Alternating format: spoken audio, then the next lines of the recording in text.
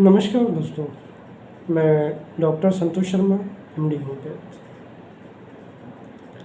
आज 17 अप्रैल है, world haemophilia day. Haemophilia एक ब्लड डिसऑर्डर है, या यूँ कहें कि एक जेनेटिकल डिजीज़ है जिसमें ब्लड में कुछ कमी आ जाती हैं और जिसके कारण क्लॉटिंग में कमी आती है और प्रोफिस ब्लीडिंग होने लगती है। हेमोफीलिया आमतौर पे 2 तरह का होता है।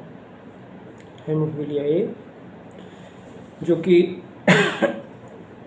फैक्टर 8 की कमी से होता है, जो क्लॉटिंग फैक्टर होता है, और हेमोफीलिया बी, जिसमें क्लॉटिंग फैक्टर 9 कमी आ जाती है। ऐसे लोगों में अगर थोड़ी भी कहीं चोट लग जाए तो ब्लीडिंग रुकती नहीं, जल्दी क्लॉटिंग नहीं होता, क्योंकि ब्लीडिंग रुकने के लिए क्लॉट बनना अंदर ज़रूरी है फाइब्रिन्स का। तो ऐसे में जेनेटिकल काउंसलिंग होती है और इमरजेंसीज़ में ट्रांसफ्यूज़न होते हैं सब हेमोफीलिया पेशेंट्स के लिए। मॉडर्न मेडिसिन में तो बहुत अच्छी व्यवस्थाएं हैं, लेकिन आमतौर पे क्योंकि सब इस बीमारी के बारे में नहीं जान पाते, अगर कभी ऐसा हो तो अन्य चिकित्सा पद्धतियों में भी ऐसी औषधियाँ हैं, ऐसी मेडिसिन हैं जो इस पे काम करती हैं। क्योंकि एक जेनेटिकल बीमारी है तो जेनेटिकल लेवल पे भी हम कुछ कर सकते हैं। ये कहा जाता है कि जेनेटिकल काउंसलिंग ज़रूरी है, लेकिन फिर भी तो क्योंकि मैं एक होम्योपैथ डॉक्टर हूँ और होम्योपैथ में कुछ ऐसी दवाइयाँ हमारे में उसमें है जो ब्लीडिंग टेंडेंसी जिनमें रहती है उनको काफ़ी अच्छा असर करती हैं दवाइयाँ।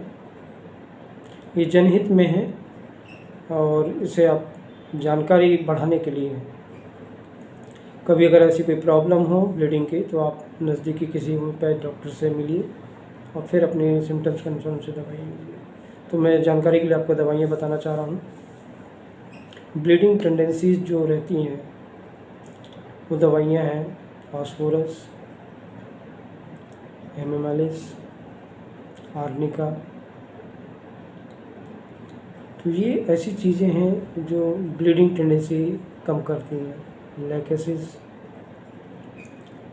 तो ये तो एक जानकारी के लिए है, क्योंकि हेमोफीलिया एक खतरनाक बीमारी है अगर उसे सही उपचार सही समय पर न लिया जाए तो।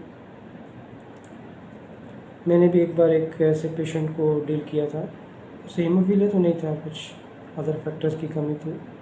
ब्लीडिंग टेंडेंसी, कहीं भी चोट लग जाए कुछ हो जाए तो ब्लीडिंग रुकती नहीं थी। तो आप अपने नज़दीकी चिकित्सक से मिलिए और अगर ऐसी कोई समस्या है तो उससे निदान पाइए सही जानकारी लेके। सभी को मेरा नमस्कार। मैं doctor Santosh Sharma, MD homeopath.